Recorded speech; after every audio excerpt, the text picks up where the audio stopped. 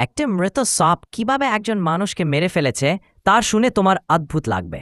দেখো, আলুকপি তরকারি বানাও, কিন্তু সাপের তরকারি কখনোই বানানো উচিত নয়। চীনে এমন একটা মৃত্যু ঘটেছে যা শুনে তুমি অবাক হয়ে যাবে।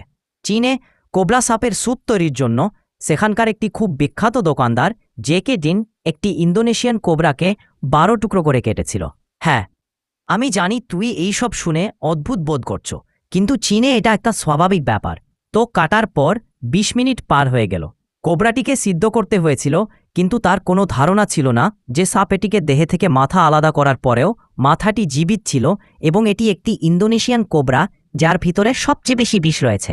কোবরা অনেক প্রজাতির হয়, কিন্তু এই কোবরাটি গরম রক্তের ছিল। সেই কেটে নেওয়া সাপের টুকরোগুলো কুকারে রাখা হয়েছিল, এবং সে ওই জীবিত মাথাটা ছুঁড়ে ফেলতে যাবে, ওই সময় হঠাৎ জাম্প দিয়ে তার হাতে কামড় বসিয়ে দেয়া।